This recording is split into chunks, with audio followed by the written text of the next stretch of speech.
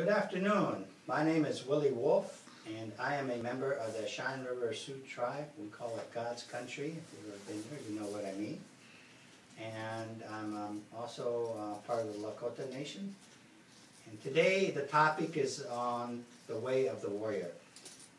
And warriors in the old days, oftentimes the stereotype is that these were the ones who went and fought to protect the people, and certainly that was one of their roles, but by no means was it the only role. There were other aspects to their life as well. And so today I want to look at the warrior in terms of being a father and a member of the family and what that means from a tribal perspective and my own experience. So I'd like to start by sharing with you a little bit about the warrior society. And you know, in the old days we had these, and it's still carried on today. Some of them are intact, some of them have been brought back. We had a number of warrior societies that were set up, and they had different purposes. And I think one of the things that in order to learn what it means to be a warrior, it's important for you to go back and to do some of your own research on your genealogy to find out, you know, what clan you come from or what band you're from, and then were any of your members part of a warrior society. You know, and I think you'll find that to be very, very helpful to you in terms of strengthening your identity and sense of who you are. So one of the things that the warrior did was you were in charge with the responsibility of protecting the people. And this was really, really, really important. And not just from others that might come and do harm to the village or to the tribe, but also protecting members of your own family. You know? For instance, making sure that everyone was safe.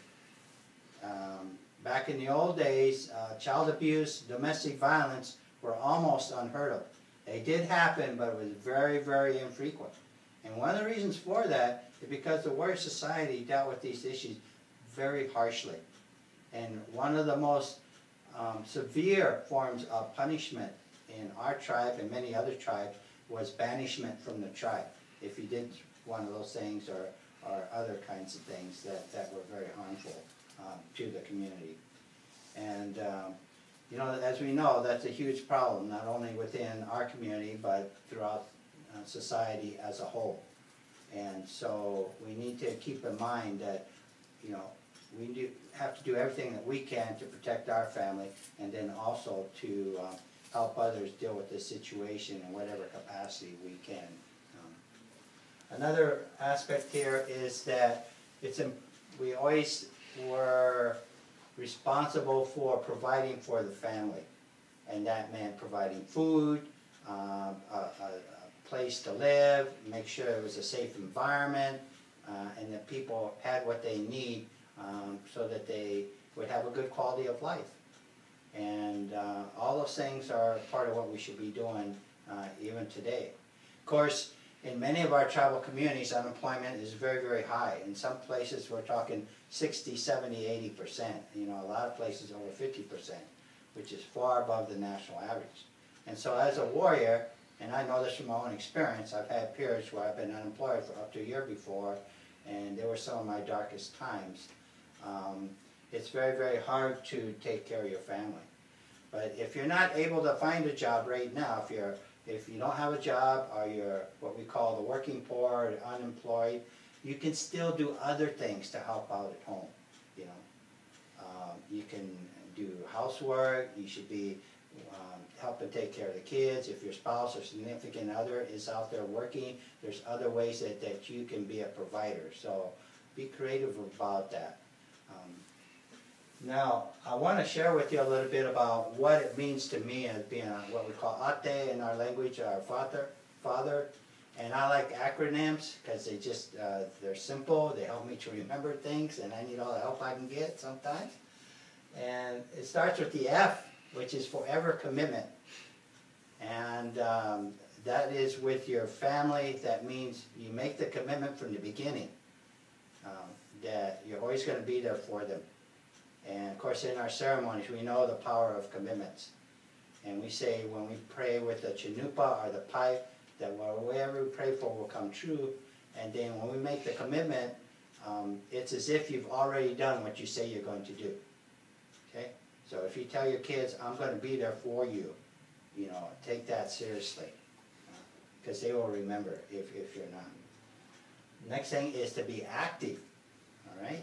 That means you basically are doing things with them. I remember many times going to, soccer games, baseball games, things like that, school plays. Sometimes it seems like Saturday morning, one time I had all 4 kids participating in sports, so we were going to 4 different games, you know, on Saturday morning. That was it, the whole morning. And that's part of what it means to be active, you know, and not caught up in your own little world, whether that's work or your own little hobbies, you know, forgetting about the quality time that you should be spending with your family and your children. And then you do things together, you know. And like just for one example, I used to take my kids with me when I travel. I used to go to Washington, D.C. a lot for my work, and I took all my kids with me at different times with me on the trip. And they just had a great time out there. It was really a wonderful educational experience, but more importantly, we got to spend some awesome time together, and it really helped create that spiritual bond between us. The other thing is that sometimes with some of them we would do things like going to sweats together or other ceremonies as part of the Red Robe. And once again, that helped bring us closer together. The other one is the H here, and here I have it standing for hero.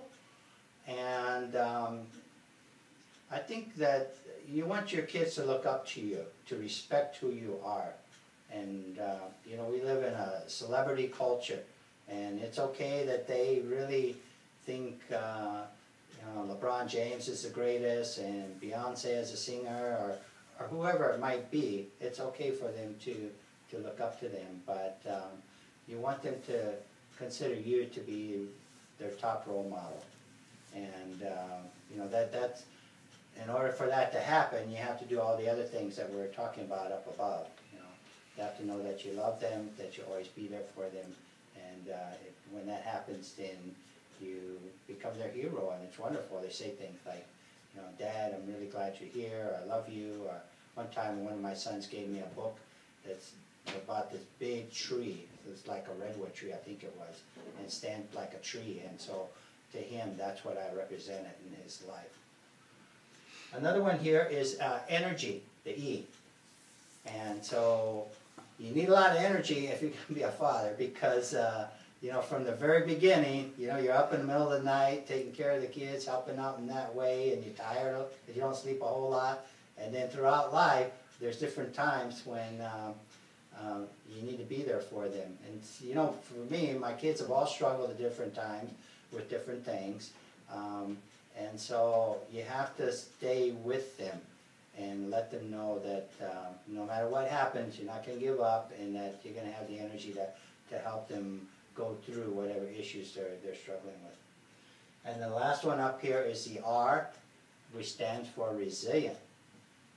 So I'm not perfect. I have made mistakes. Sometimes I have yelled at my kids for things that they didn't do. Sometimes I miss an important event in their life.